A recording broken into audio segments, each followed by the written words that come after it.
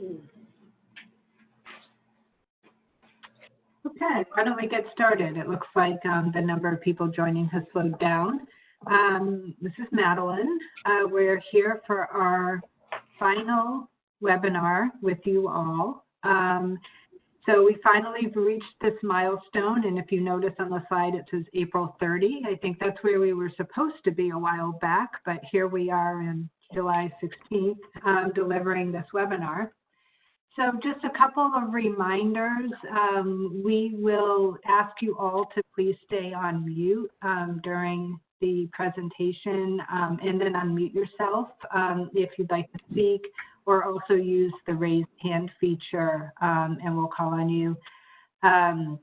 We also use the chat, so if you have any questions during the webinar, please feel free to write them in the chat. It's helpful if you address them to all participants, and that way everybody can see the questions and we can respond. So in today's webinar, we're going to be talking about enrollment and participation. And just another reminder, if folks could go on mute, that would be appreciated. Thank you. We're going to talk about the overview of the contract of participation and individual training and services plan. We'll be talking about working with new participants to complete both the COP and the ITSP, and then some best practices for effective coaching appointments. And then we're going to dive a little deeper into that initial FSS appointment and talk about assessments and how Compass approaches intake appointments, and we'll be learning from them, you know, some practices that have worked well with that initial appointment.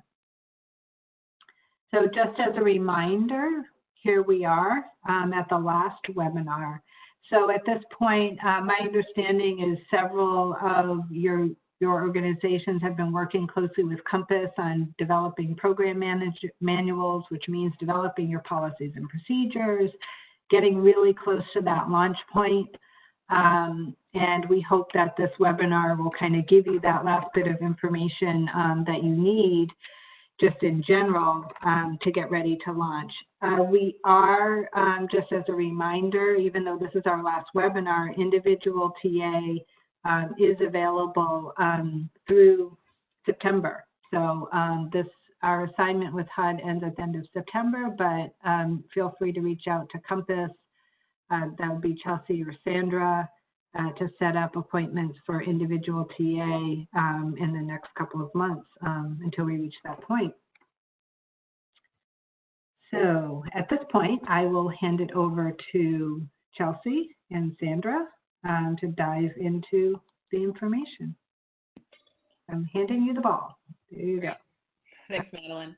Sure. Hi, everyone. This is Chelsea. It's good to be back with you all. It's hard to believe this is our final webinar, but it's been great to be working with you all on our individual TA sessions as well. So as Madeline mentioned, Sandra and I really are going to talk through some of the nuts and bolts of enrollment and appointments today. We're going to start here with just an overview of the COP and ITSP. A lot of this information should actually look pretty familiar from an earlier webinar, but we wanted to revisit it now because these are the two really important documents that you need to actually enroll participants in FSS.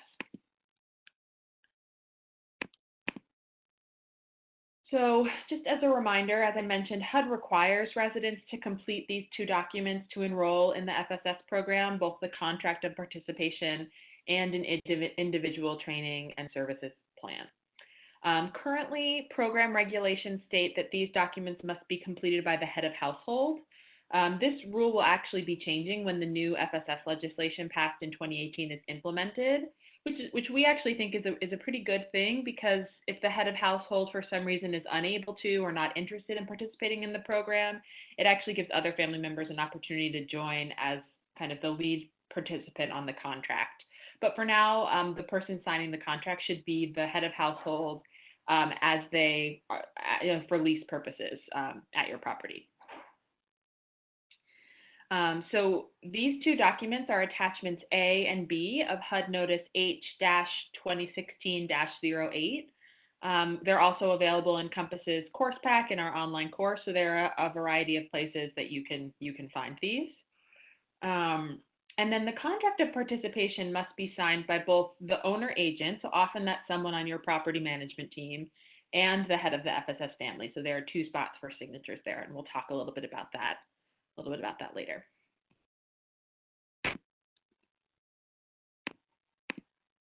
So just a little bit more on the contract of participation. This is a form issued by HUD. It sets forth the terms and conditions governing a resident's participation in FSS. It outlines a handful of important kind of pieces of information.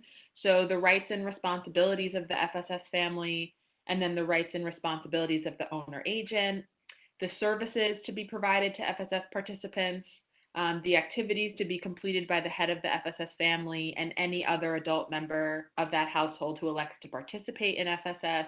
So this is some important information in the contract that this is a standard contract that all FSS participants have to use in multifamily programs. So it's not something that you can change or also that you need to develop. It's something you just you use what HUD has made available. The contract also lists annual adjusted income, annual earned income, and then monthly total tenant payment, or TTP, based on the family's most recently conducted recertification of income as of the effective date of the COP. So as you'll remember, so during the term of the contract, increases in earned income and TTP are actually compared to these initial amounts listed on the contract, and then that's what's used to calculate monthly escrow credits. So that these numbers on the contract, it's important to make sure they're correct, and it's also important you'll be referencing back to those when you're calculating escrow for participants throughout the program. A couple of other important pieces on the contract. The start date is always the first of the month following the contract's signing, and we'll walk through an example of this. And then the end date is always the last day of the month, a full 5 years later.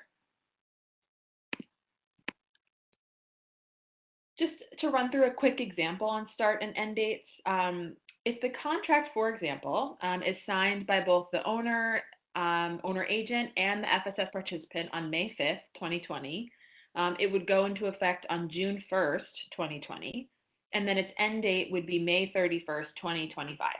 So that's a full 5 years later. Contracts can also be extended for up to 2 years for good cause.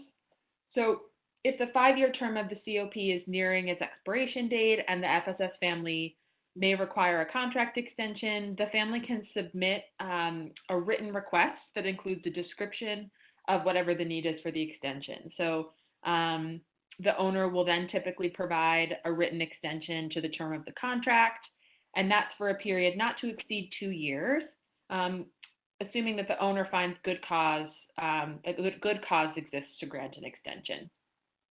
Good cause really will range and will kind of be determined for you all on a case-by-case basis, depending on the circumstances of the participant.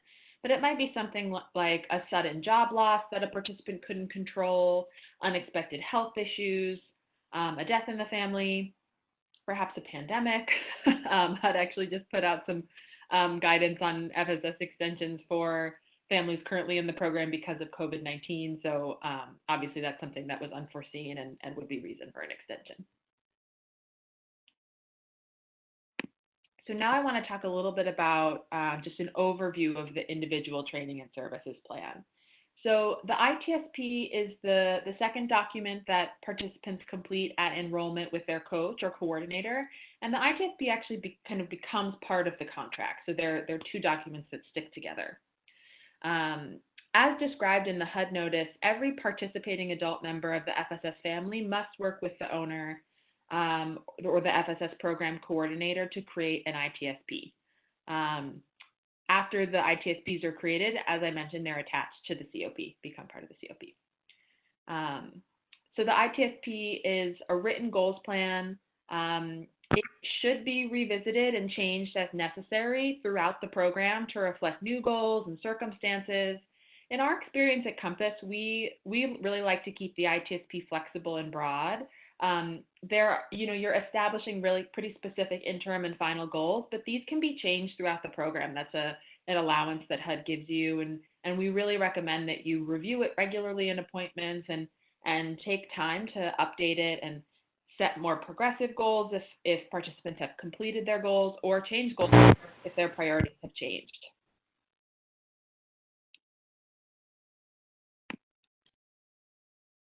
So now I'm actually going to turn it over to Sandra to talk a little bit about the process for actually completing the COP and ITSP with program participants. So as Chelsea said, we'll now talk about how to complete the COP and ITSP with new participants.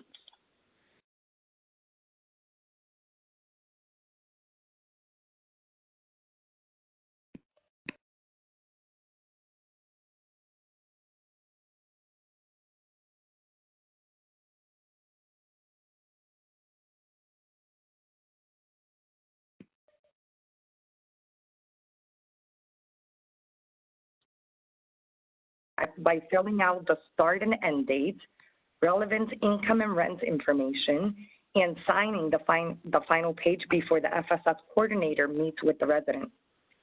This assumes these two staff members are different people, but in some cases it might be the same person. We still recommend having the contract ready to go before the first appointment. And typically the resident will sign the COP in their first appointment with the FSS coordinator, but it is also important to walk through each section of the COP so a new FSS participant understands what they're signing. So now we're going to take a few minutes to model for you what it looks like for an FSS coordinator to walk through the COP with the new FSS participants. I'll play the role of the FSS coordinator, and we'll have Chelsea play the role of a new participant.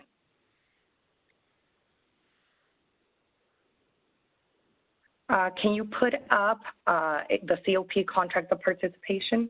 Can you share your screen with that? That should be showing now. Do you see it? Mm-hmm. I do not. Yeah, I still see the slides also. Oh. Oh, sorry. One moment. Sure. And while they get that up, when you walk through a COP with a new participant, everybody will be different. So people will have different questions. Some people don't want you to go through it word by word or section by section, but just highlight the important sections. But it's important to walk through at least the important sections and the sections that we'll talk about now. And also, once the client signs the COP, it's important for you to give them a copy of that. So we'll begin to role play. This is what a COP looks like, or a contract of participation. And I'm meeting Chelsea for the first time. Hi, Chelsea. How are you? How are you feeling? Hi, Sandra. I'm great. I'm really excited to learn more about FSS and enroll today. That's awesome. So this is your contract, and this contract is between our organization and you. And I'm just going to walk you through the important parts of this contract before you sign it. And I want to make sure that you understand everything, and that if you have any questions, you can feel free to ask. How does that sound? Sounds great. Okay. So right here, you could see that's the name of our property, and this is your name. So it says that the contract is between the both of us. Do you agree with that? Yes. Yeah. That's my property name. Okay. And now I want to look at the term of the contract. As you can see, this has already been filled out for us, but I want to make sure we review everything they put into here to make sure that everything is correct. So for the term of the contract, the effective date is the first day of the month following the day the contract is signed. So we're signing this today. That's why the contract effective date says August 1st, 2020. Do you agree and understand why the contract start date says that? Yep. Yeah, that makes sense. All right. And this is a 5-year program. So this contract will expire 5 years from the date of the contract. So So since the day of the contract is August 1st, 2020, this will expire July 31st, 2025. So far, so good? Yep. Yeah. Okay. So we'll just go down here. Or actually, can you guys see while I scroll up and down, or no? Can you scroll up to the first page, please? Okay, now on the right side, these are really important numbers that I want you to review and make sure you feel good with. So as you can see, there's your annual income, earned income, and total tenant payment. So your annual income is what we have on record with how much your household produces annually. And then the earned income is the amount we have on record for how much your household earns. So that's earned income from work. Do those two numbers look correct to you? Yeah, those look about right. So the third part is the total tenant payment, or TTP, and this is the amount of money you pay out of pocket. Now, this number might look a little different, but it should be close to what you actually pay. And the reason it might be or look a little bit different is because you might have utility or other types of allowances. Does that match what you pay out of pocket, or is it close? Yeah, that was the one I had a question about. It looks kind of close to what I pay in rent every month, but it's not exactly the same. But what you've explained makes sense because I have a utilities allowance. So I think that's right. That must be right then. Awesome. Okay, so far, any other questions? No, I think I understand everything so far. Okay, so on page 1, we'll go to the bottom of the page. Can you scroll to the bottom of the page? Each participant can scroll on their own. Okay. So on the left side, it's resources and supportive services.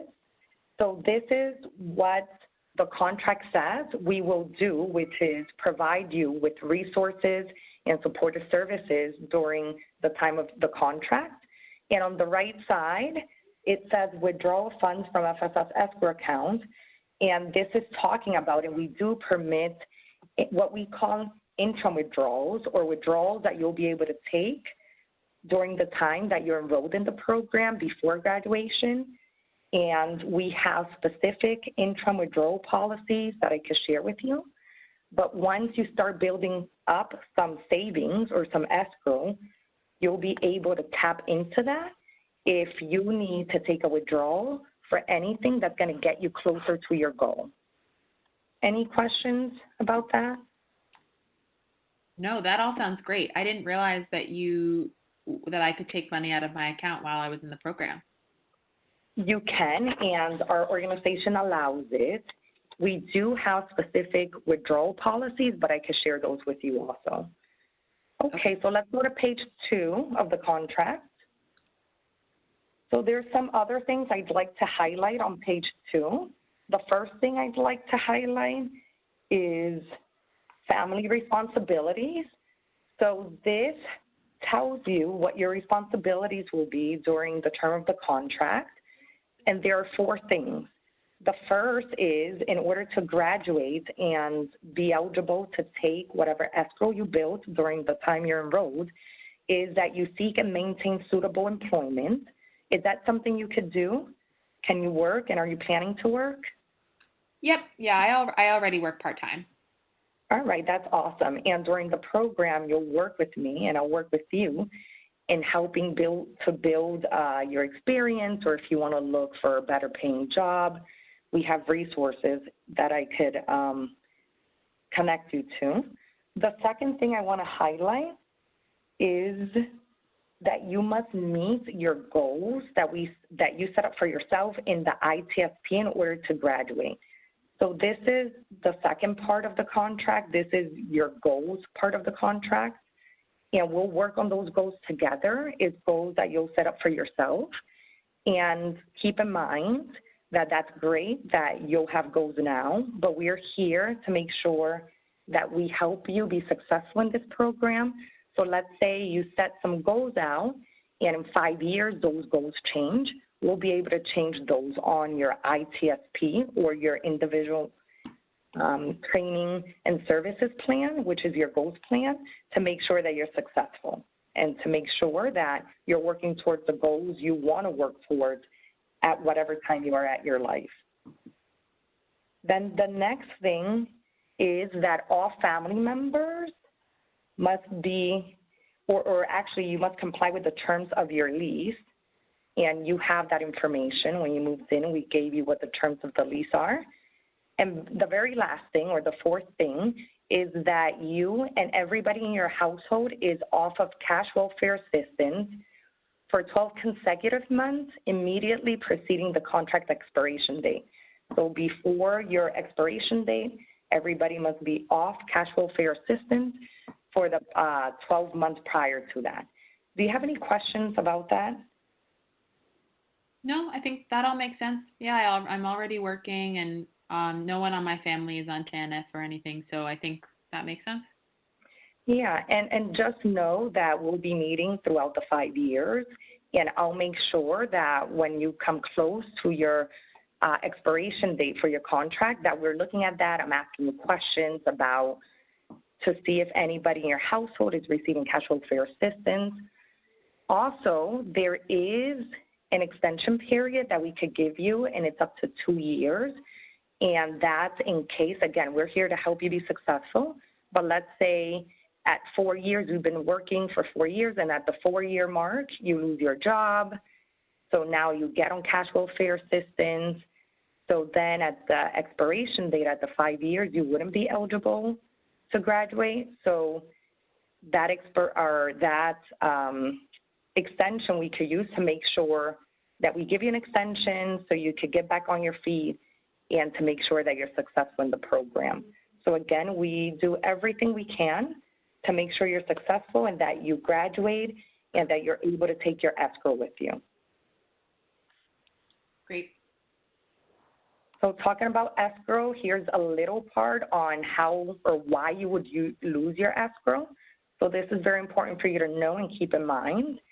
And that's if this contract is terminated, if this contract is declared null or void, or if your family hasn't met the responsibility within the time frame specified in the contract, so within the 5 years, if you haven't reached your goals. Again, we're here to make it possible, so we'll work with you to make sure none of these happen and to make sure that if your goals change, we change it on your contract so that you are eligible for graduation. Okay, here on the right side, owner responsibility. So this is what we're responsible for. So an outline is that we will provide resources and services to you. We'll establish your escrow account to make sure that any time that your income increases due to earned income, we'll deposit or we'll make a deposit into the FSS account for you. And you can start to see how you're building your savings. And also, our responsibility is to determine if you have completed your COP or this contract. So what that means is we will review and make sure that the goals that you set out for yourself in the ITSP would have been completed by the time your contract ends. And again, nothing to be worried about. As long as you come to your coaching appointments, we'll work with you to make sure that you're successful. And if we have to use an extension, we will do that for you also. Any questions so far, Chelsea? No, this all seems pretty straightforward. Okay, so let's go to the third page. And in this third page, I want to highlight the left side here where it says termination of the contract of participation. It is really important for you to know these because we wouldn't want for your contract to have to be terminated. So just have these top of mind. You have to make sure that you're compliant with the lease, which you've always been. That's why now you're enrolled in this great program. And this also talks about what would happen if you were to move out of the property. And again, keeping in mind and knowing that we will do everything possible to make sure that you have a successful exit, so that we don't terminate your contract, but that if you move out or if you want to reach, if you want to graduate early, that we make sure that we're helping you get to whatever goal it is that you want to get to. So here on the bottom, as you can see, this has already been signed by us. This is our name and our signature. And if you agree with everything on the contract, if you would be nice enough to sign here, that would execute the contract for us. I just have one last question. What if I don't want to be in the program for the full 5 years? Yes, so you don't have to be in the program for the full 5 years. You have up to 5 years, and again, there is that up to 2-year extension. But we have many, many clients who graduate early.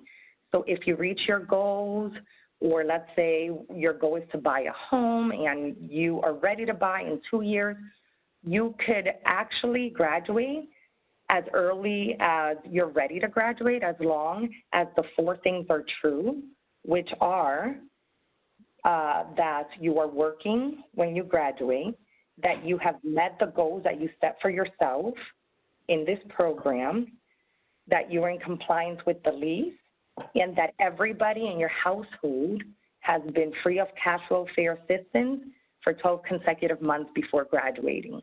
So once those 4 things are true, you could graduate before the 5 years.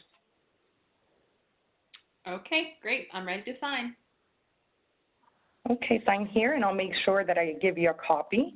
Also know that every time that you come in to meet with me for one of your appointments, I'll have a statement for you, and it'll show you exactly how much you have built in your FSS savings account. Great. That sounds good. Thank you. Thanks, Sandra. Sandra, this is Madeline. It looks like we have a few questions in the chat. I'm wondering if we could just pause and answer them. Sure.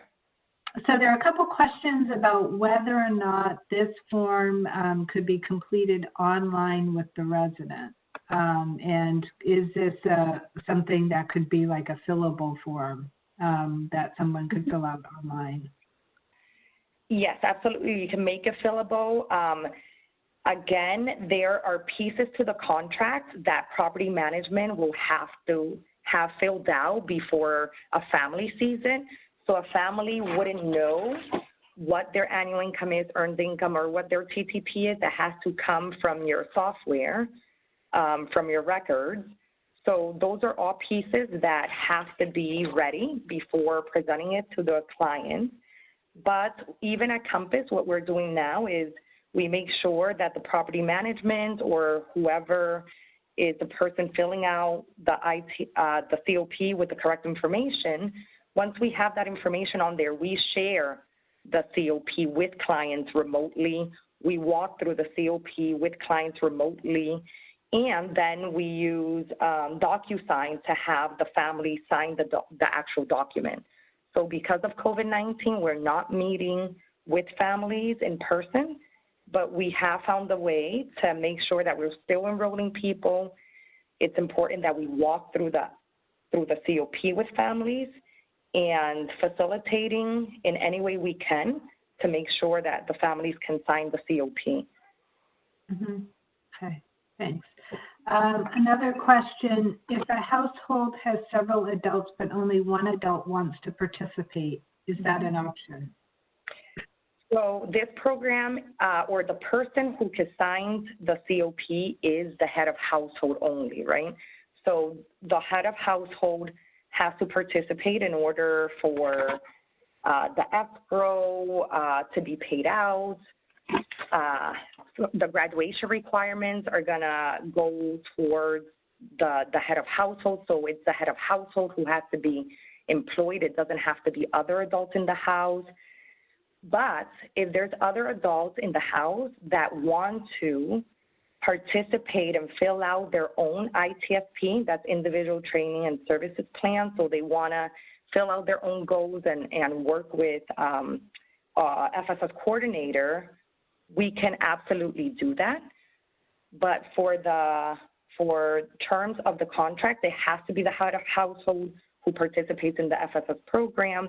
They have to meet the graduation requirements. The escrow check goes to the head of household, which should be the FSS participant. So I hope that helps. But the good thing about this program is that it will include earned income and annual income from all household members. So what this means is, let's say I'm head of household, I have an adult child, I start the program, my adult child starts working, guess what? I have to report that to the property, right? And my rent is going to increase. If I'm enrolled in FSS, if the rent increases because another adult in your household or anybody in your household, if income for the whole household was increased, the head of household or the person enrolled in FSS, that's going to trigger those savings. That's going to trigger that escrow. So the head of household will be able to start saving that money. So it is a whole family program where others can participate, but for the terms of the contract, it has to be the head of household who signs the contract, who meets the obligations to be eligible to graduate, who can make withdrawals from the FSS escrow accounts, and so forth. Another question, and I'm going to interpret a little bit here, is for graduation requirements, does everyone in the household need to be off TANF? For example, if a non-minor child has it but not the head of household? Yes.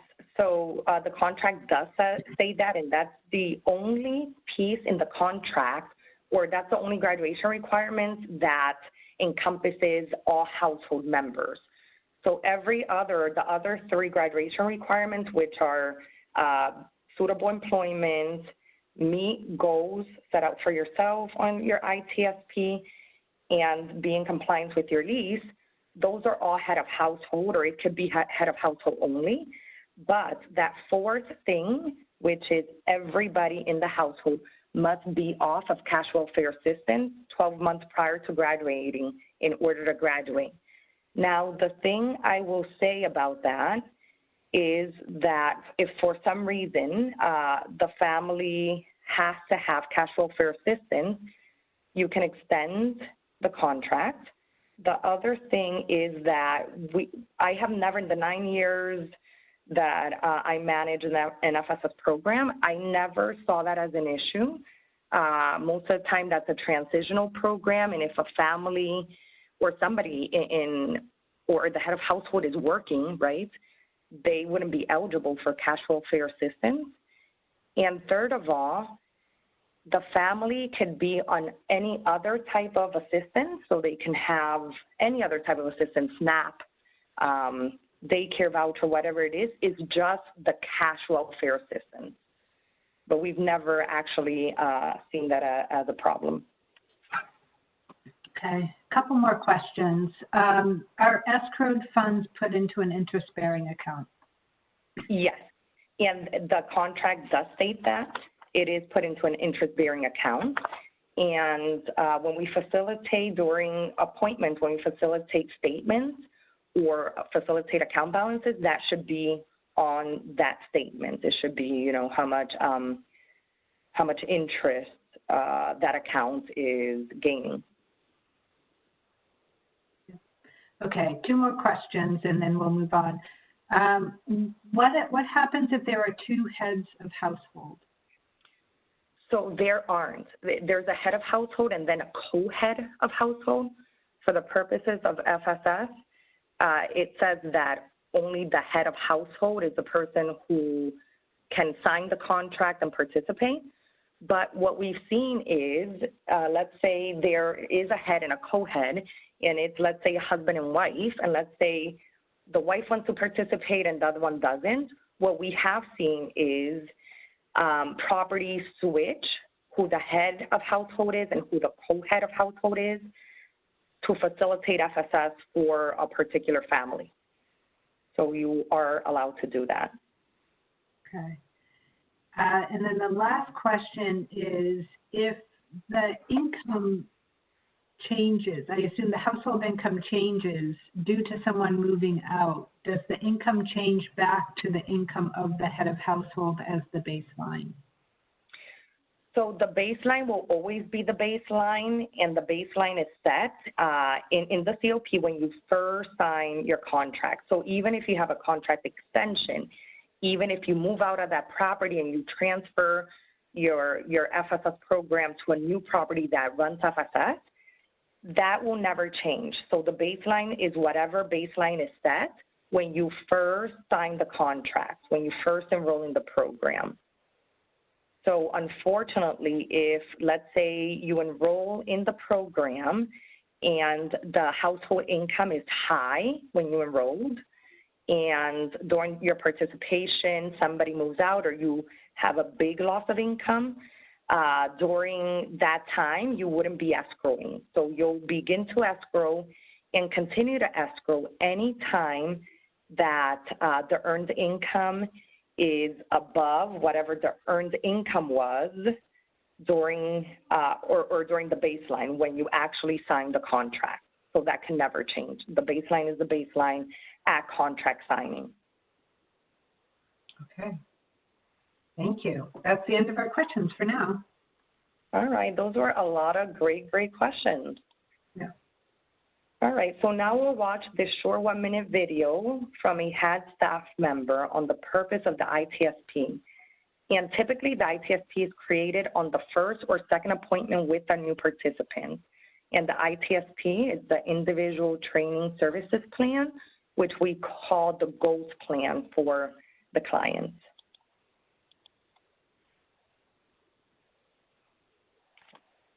The ITSP is the Individual Training and Services Plan, and when the participant signs the contract of participation, he or she will set out those goals, and then the ITSP goes kind of goal by goal and identifies what are the pieces that need to be in place to allow the participant to be successful at meeting those goals. So it can be very, very small steps, or it can be kind of larger steps depending on what the family needs and how the family needs to look at those goals in order to be successful. But it's kind of a plan of attack to get to where the family wants to go. The ITSP is the Individual Training and Services Plan, and when the participant signs the contract of participation, he or she will set out those goals, and then the ITSP. All right. So as HUD states in its FSS guidebook, the ITSP is not set in stone and may be modified at any time. It is important to take a flexible and open approach to changing goals over time. The participant and coordinator should communicate regularly about whether goals should be changed. Additionally, participants are the experts in their own lives, and there are no right answers to goals. And in our experience, it's been valuable to keep the ITSP goals broad so that they don't become a barrier to graduation. It is a best practice to be careful about how the goals in the ITSPs are structured to ensure they're achievable by the family. So on this slide, we've listed 2 examples of how to keep goals broad. So the first one is you could put on the ITSP build savings versus save $2,000 in an account with a 1.5% interest rate. So the save the $2,000 in an account with a 1.5 interest rate, that is very particular. So we want to make sure to keep it broad, build savings. And then the second example is if somebody wants to become a homeowner, instead of on the ITSP you putting down purchase a home by time of graduation, you could put work towards home ownership to make sure, again, that it's not a barrier at graduation. Let's go to the next slide. So as outlined in HUD's online FSS training, there are 2 required goals that should be included on all ITSPs. since these are two of the graduation requirements for FSS, and we've talked about these already. First is that the head of household must seek and maintain suitable employment, since this is the first graduation requirement for FSS. And second, the owner must establish an interim goal that the family become independent from welfare assistance and remain independent at least 1 year prior to graduation in order to receive their school funds. And if you run into any type of issues because of this, remember you can do an extension for up to 2 years. So again, the ITSP should be reviewed regularly with the family and changed as necessary to reflect new interests and circumstances. So let's brainstorm some strategies for effectively setting goals with FSS participants. So what successes and lessons can you apply from other experiences setting goals with residents at your property? Or what challenges do you foresee? So if you want to take yourself off mute, or if you want to write in the chat box, think about successes and lessons that you can apply from other experiences setting goals with residents at your property.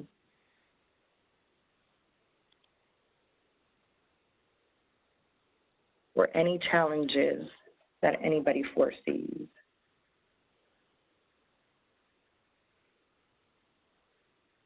And I could start to share. I used to run an FSS account in my community, and I ran it for 8 to 9 years. And my lessons from setting goals with clients was that the best experiences that I had were the ones that were client-led the most. So when I was, there were times where, you know, maybe somebody or client was stuck or didn't really know what kinds of goals they wanted to set, and I would throw out ideas, and that was helpful. But then there were other great experiences where clients knew exactly what they wanted, they talked it out. Other great experiences I've had is asking open-ended questions, such as, you know, how do you feel at the job you have now? Did you ever think of exploring other job markets or going back to school and things like that? So anybody else want to share? Anne from TCB, have you had any experiences you want to share from Plumley Village? Okay, and here I see that some people, so Kristen wrote, from a housing counseling perspective, I found it helpful to have folks think about what their life looks like in 5 years, 10 years. Think about it, draw it, vision board it, and then start to talk through them how to get there. Wow, that is awesome. I never thought of a vision board, writing it out on paper. That's terrific. So a challenge here, not knowing how to broad or specific to get. And just remember, this is goals that clients are setting for themselves.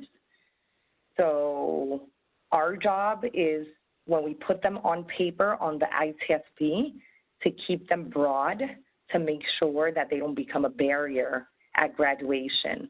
And also knowing that we do have that space in that room to change goals on the ITSP, but just, you know, for a good, great start or head start, making sure you keep them broad. Here also challenges, domestic violence, drug, alcohol abuse, child care. Yes, we see all these challenges a lot, and what we try to do is partner with other organizations in the community so that we have resources for families when they're dealing with things like this, that it's not our expertise and we just don't know how to help a client.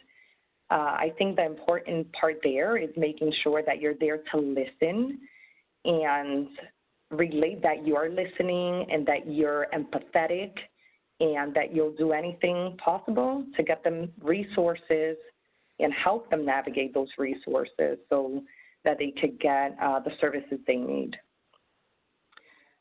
Let's see, anybody else? You could raise, okay. So I think those are great. So let's move on.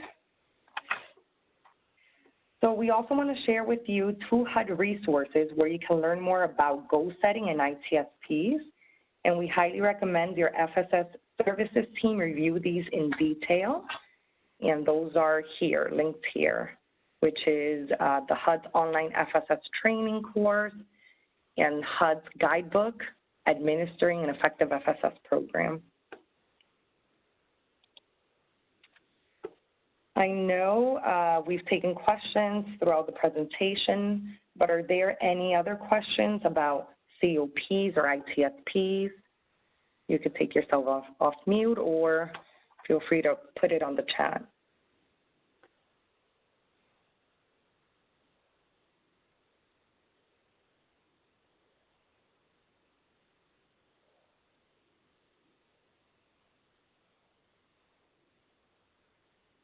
And I see one question come through. Some residents already met the 2 HUD requirements and want to focus on how to graduate early. So let's say that somebody wants to do that. And let me just talk about a little bit from experience. What I've seen from experience for clients who are enrolled in FSS and are building escrow is that they don't usually want to graduate early unless they have to because they're getting a monthly deposit. So let's say somebody's enrolled in FSS and for the first 2 years, they've been enrolled for 2 years, and for the first 2 years, they've had a $100 deposit. So they have $2,400 in savings, and they know that if they graduate early, they could graduate with those $2,400. But if they stay in the program and stay in the program for 3 more years, that $2,400 becomes much more money. So unless clients are ready to graduate, and what I mean when I say ready is that maybe a client, their goal was to buy a home and now they're ready to buy their house, then they'll graduate early. And also remember that interim disbursements are a great opportunity while clients are still enrolled in the program if they need to access money or some of their escrow so that they could get closer to one of their ITSP goals. You could use that also instead of having to graduate a client. So I'll give you another example. Let's say a client has a goal of going back to school, and they're 2 years down the road or 2 years into the program, they've built some escrow, and they want to take the money they have in escrow to pay for classes or books. Instead of graduating them and stopping their escrow, you could allow them to take an interim disbursement where they could do both things of reaching their goal of paying for to further their education, but also they could keep enrolled in the program and keep escrowing and even work towards other goals. Okay. What happens if the tenant becomes over income for the unit, their rent has passed the gross rent for the unit? Chelsea, do you want to answer that question? What happens if the tenant becomes over income? Yeah, so just want to make sure that we're clear on the question. If it's a matter of, for example, someone losing their subsidy and not receiving a subsidy anymore, that would mean that they would hopefully graduate from the program. If they still have a subsidy but their income is just increasing quite a bit, it might just mean that their escrow isn't as much as it used to be, or they stop escrowing, but they can still be in the program. So it kind of depends on what's going on. Thank you, Chelsea. And I don't see any other questions coming through, so I'm going to pass it over to Chelsea to talk about appointment best practices. Great. Thanks, Sandra. And thanks to everyone for all of your engagement and just the great questions that you had about COPs and ITSPs. We're looking forward to answering more of them on your individual TA calls. So I'm going to just take a few minutes now to talk a little bit about appointment best practices from what we've learned at Compass. So the participant meetings serve several important purposes. They provide an opportunity for participants to identify barriers they may be experiencing and discuss ways with their coach to overcome those challenges.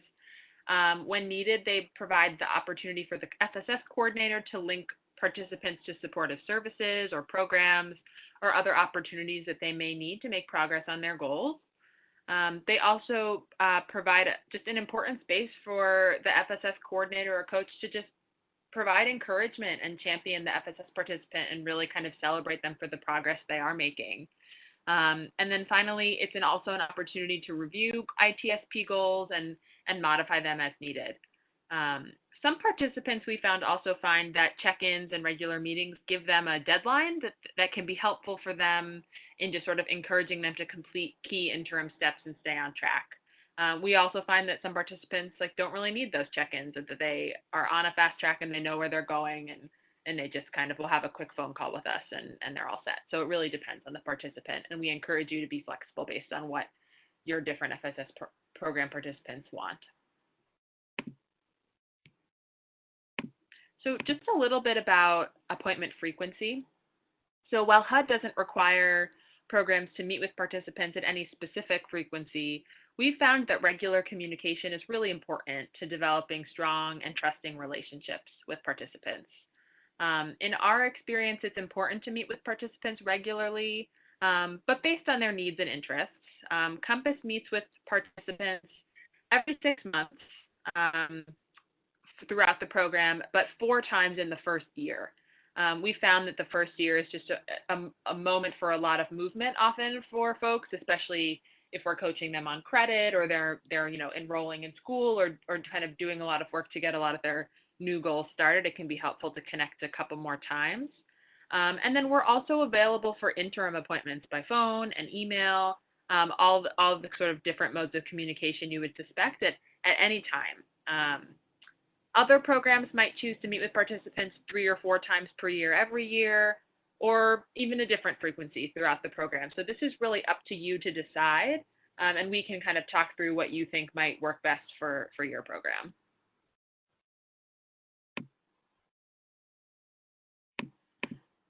I also just want to talk a little bit about the approach that we take to appointments at Compass. Chapter 3 of HUD's online FSS training outlines some best practices for taking a participant-centered approach during FSS appointments. We've also outlined some of those best practices here on this slide. And these are really all about putting the FSS participant in the driver's seat in their appointment.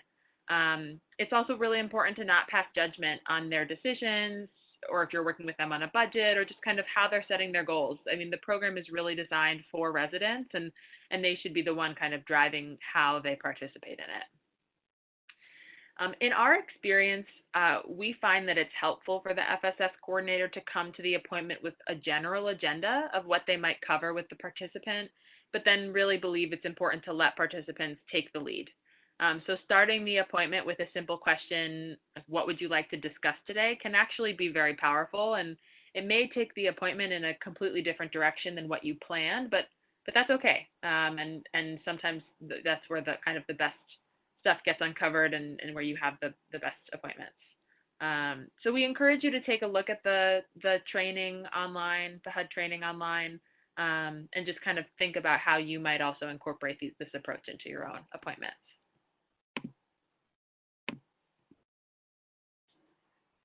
So I also just want to talk a little bit about regular appointment activities. So there are several activities that you can expect to complete with participants at each appointment. As we mentioned, you'll be connecting folks to resources and other supportive services to make progress on their goals. These will often be community partnerships that your organization already has. You might be discussing and adjusting ITSP goals. You might be discussing and processing interim disbursements if your program allows them, and that's something that a participant has requested. And of course, as Sandra mentioned earlier, you're sharing FSS savings balances, hopefully every appointment. This is something that we found is really helpful for participants to see their progress every appointment, and just a way to kind of stay excited about the work that they're doing, and and feel like they're building something as building this asset. So now in the next section, I'm actually going to pass it back to Sandra. What I just gave you was sort of a general overview of appointment best practices, and Sandra's now going to talk a little bit more specifically about the initial FSS appointment, which Compass calls an intake. Yeah, so we spent some time talking about the COP and ITSP and what they are and how to complete them when you participant. We also talked about general appointment best practices, but now in our final section of the webinar, we'll talk to you a little bit about the very first FSS appointment. So what will you do with the participants when you meet them for the first time, and what should you discuss? So the initial FSS appointment is an important opportunity to get to know a new FSS participant. You could choose to incorporate a participant's assessment or other process for exploring the participant's aspirations and obstacles to achieving their goals, and this is a great way to get the conversation started. So for example, at Compass, we do what we call our financial well-being survey, and it asks questions about the participants' feelings around money. It also asks questions such as, do you use things like pawn shops or check cashing places? And this is a great opportunity for our coaches to look at the answers that the participant provided and great conversation starters. So we're talking about how do you feel about or why do you use check cashing services rather than a traditional bank service. It's just a nice way to get the conversation going and to learn a little bit about your participants before you even meet with them. It's also a nice way to gather resources before even meeting with the participants.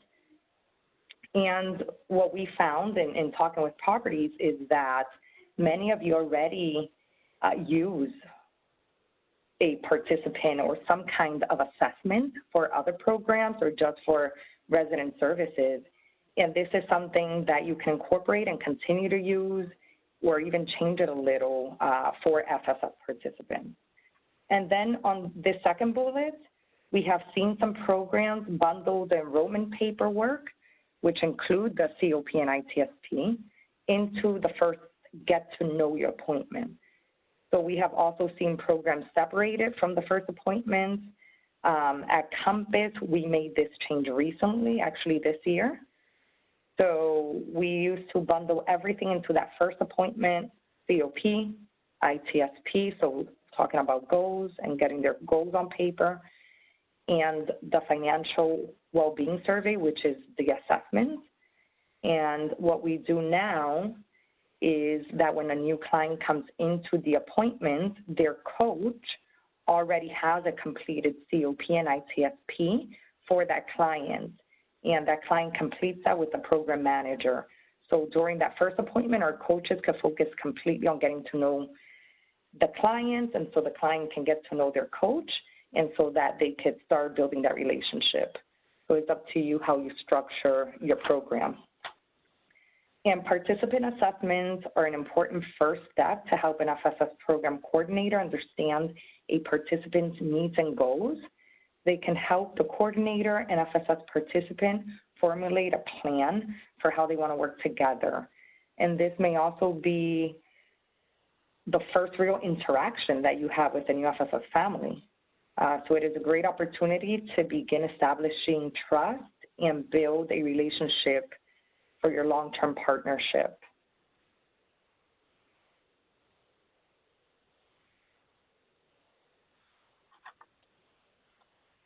Okay, so HUD's FSS guidebook states that at a minimum, it is recommended that the assessment cover the following elements about the individual and their households.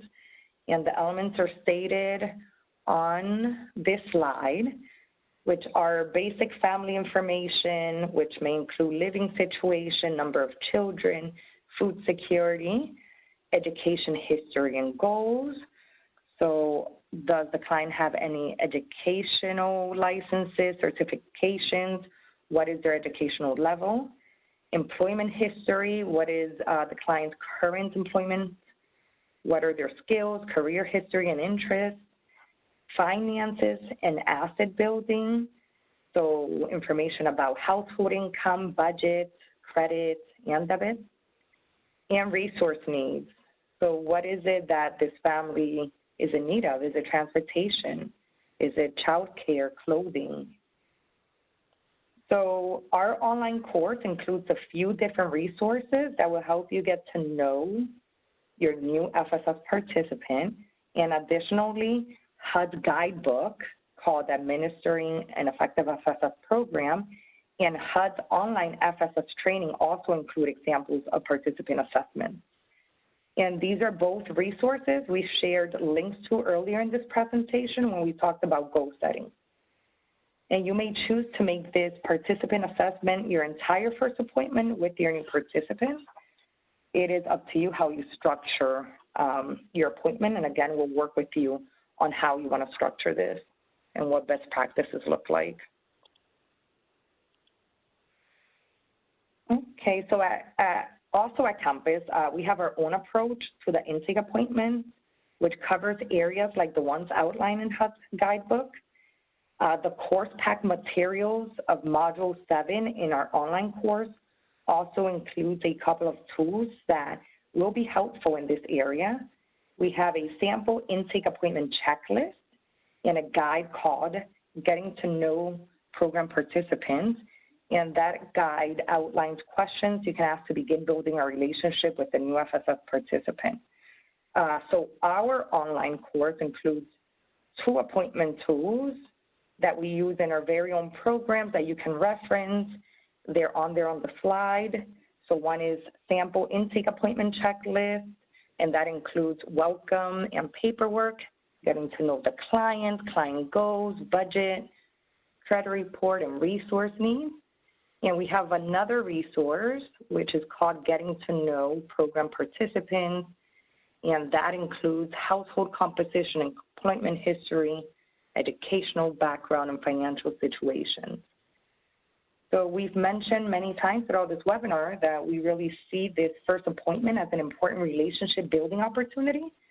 Remember, you can also take a participant-centered approach during this first appointment as well. Some residents are probably coming in excited about joining the FSS program. So let them share that with you, and you can discuss what they would like to discuss during the first meeting together. I guess ultimately the way that you design your appointments with FSS participants is up to you and your team. And remember, we will work with you in one-on-one TA to help you outline this process for your program. All right. So any questions about the FSS appointment? And again, feel free to put it in the chat, unmute yourself, raise your hand. Sandra, I just saw a question come in about how long to access the Compass materials, and can we talk about the FSS conference? I'm happy to take that one. Yeah, please.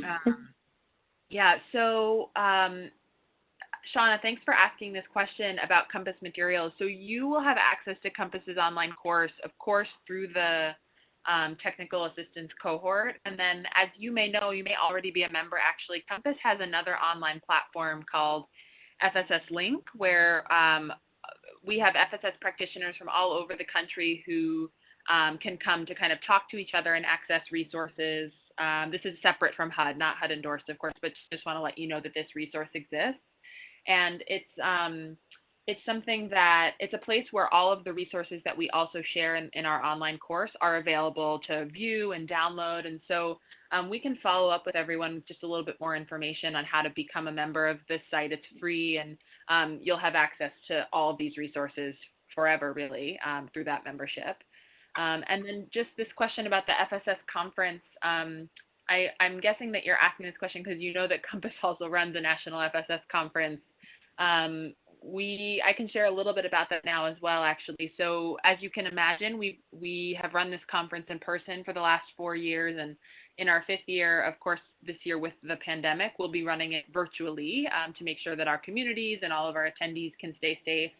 That event's actually in October, and we haven't yet opened registration, but we can also follow up with folks about how to attend that event. It's a really great event for, again, practitioners interested in connecting with each other, even virtually, and attending sessions about FSS program management, financial coaching, and especially as you all are getting your programs up and running, it's I think it would be a really good resource.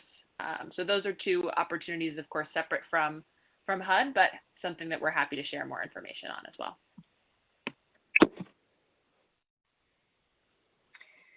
Any other questions, comments? Okay, I see a question come through. How hands-on is the FSS coordinator with helping participants with their goals?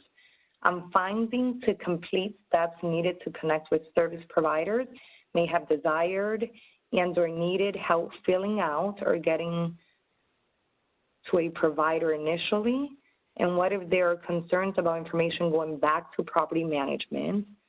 How have you addressed concerns with management managing escrow? Okay, I think these are a few questions in one. How hands-on is the FSS coordinator with helping participants with their goals? This is really FSS, and the FSS program is really putting the clients at the center. So I would say that it could be as hands-on and or as hands-off as the client wants. And also, speaking from experience, I've seen this be the case where there are some clients that need a little bit more of hand-holding and assistance, and there are other clients who, ask you for some information, for some resources, and you meet them again, and they've ran off with that, and they really need a little bit of guidance. So it could be as hands-on or as hands-off as the participant would want it to be. We're here to help guide. We're here to partner with the client, but really this is their show, their program.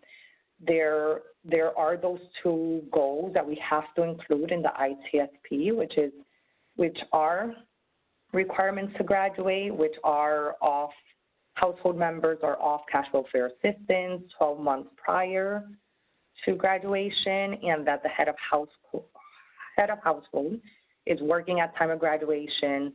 Other than that, you can talk about the goals that you set or you help set with other clients when you meet clients and participants, or you could just ask them open-ended questions, or just talk to them and ask them, what are your goals? What do you want to do? I love the suggestion. I think it was Anne, or I'm not sure who put it in the chat, that they do vision boards. Where do you see yourself 5 years, 10 years? It was Kristen Lucas. Thank you, Kristen, for that. What does that feel like, right? So there's no wrong or right way. And also remember that on the one-on-one TA calls, we can discuss an approach in a structure for your specific program. And then it says, I'm finding to complete steps needed to connect with service providers may have desired and or needed help filling out or getting to a provider initially. I'm going to say 2 things about this. I'm not sure or I don't think that's a question. I think that's just a statement. I'm finding to complete steps needed to connect with service providers may have desired or needed help filling out or getting to providers initially. I'm thinking that you're saying that you've had trouble connecting participants maybe to other providers. At Compass, what we've tried to do is try to partner with other organizations with that throughout our community on different topics. So we partner with organizations that provide different services than those that we don't provide. So, and we try to do soft referrals as much as possible. So trying to connect your clients or participants to organizations that you know and trust is the number one goal. And you could do that by building relationships within your own community, but also making sure we're there for the clients, and if they need help, you know, filling out an application, or we've also set aside time, our coaches, outside of an FSS appointment to navigate a certain resource with a client, or to navigate a certain situation with a client. So we are here for that, and if you have time, we recommend and suggest that you're open to that, and that if somebody or client needs a little bit more hand-holding, or if in your community you're not very resource rich or whatever, that you're there to, you know, try to help them out and try to navigate things with and for them.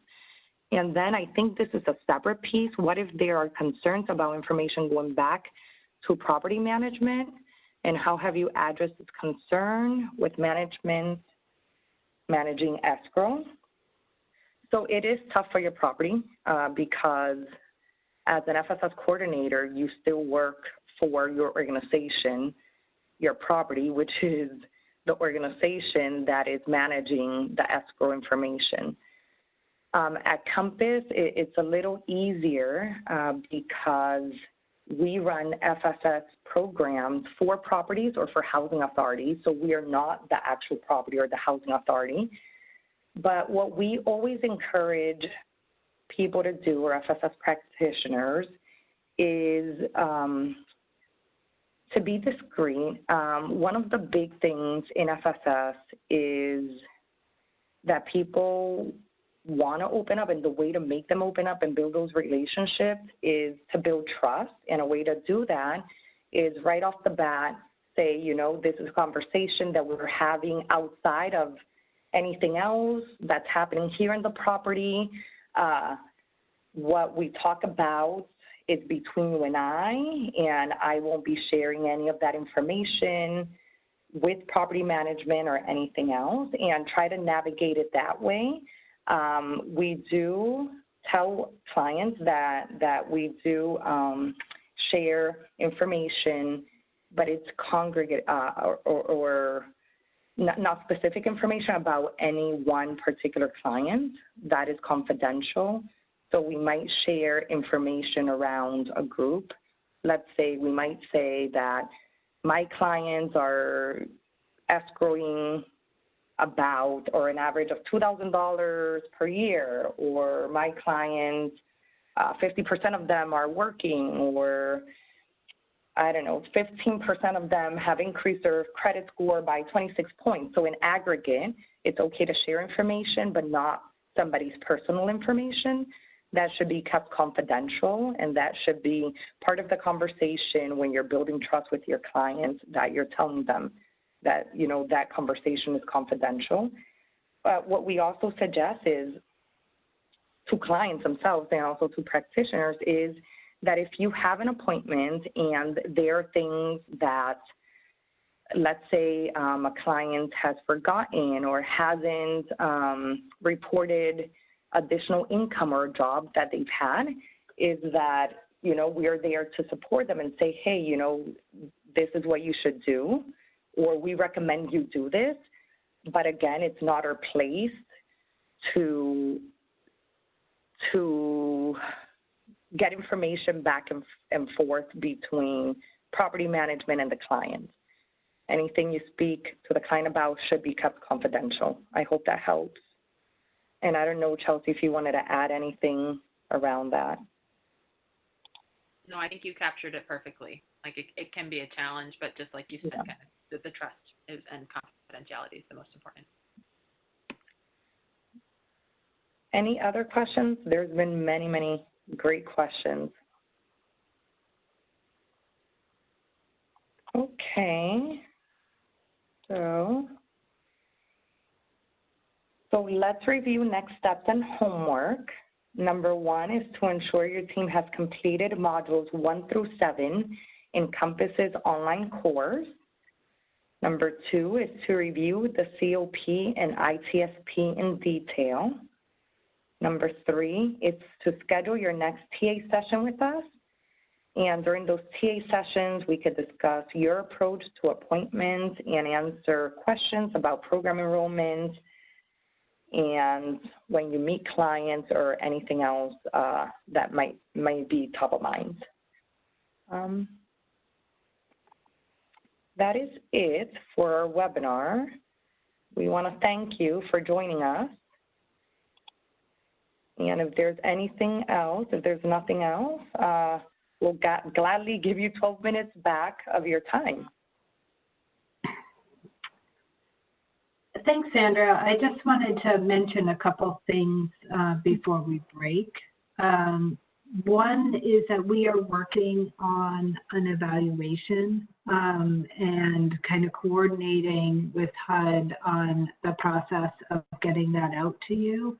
But if folks could just kind of keep an eye out for an evaluation, we're still determining whether it's most likely will be something that comes to you online. Because we're just looking for some feedback on the TA experience and things that we can improve, things that are working well. So please, when you do see that, please fill it out, and please just kind of let us know how we can improve things and some of the things that you've been able to gather from the webinar series and the individual TA. Also, just as a reminder again, Compass is available to provide individual TA for the next couple of months. We'd love to hear from you, how things are going and when you do launch the program. So even if you're launching after that, please stay in touch and let us know. And then down the road, probably a few months, it will take us, you'll see kind of more materials and public materials online. So some of the materials we've developed for the training and TA, we will be making available to the public. So just a plug for that, and just so that you know, there will be these materials that you've been able to access, as well as others coming online for the general public over the HUD Exchange, probably in the next 3 to 4 months or so. Carissa, is there anything you'd like to say before we close out? Okay, there it is. Can you hear me? Yes. Okay, well, I want to say a couple things. I want to thank everybody for participating, and please continue to use this opportunity through the end of September. Early on in the webinar, there was a question. I'm sorry, I can't remember if it was asked or not. The question was basically whether the process of going through the COP and the ITSP can be done over the phone or be done remotely. Was that answered? There was a question about the form, the contract of participation, whether that could be made available online and whether in a fillable format. And Sandra, I don't know if you want to give your response since you're doing this in practice. Sorry, yes. So we did say that we at Compass have been reviewing these remotely because we can't meet in person, and that includes video calls and over the phone. And then what we've been doing to get a signature is sending it via DocuSign so that clients are able to sign it remotely also, and we could get them enrolled as soon as possible. So that is possible. Okay, great, thank you. I just make sure that was answered. So yeah, thank you, and thank you everybody for participating. Obviously, this is a strange time, and our first effort in this regard. Hopefully, there'll be more TA offered in the future. But thank you for participating, and I hope that you've had a good experience.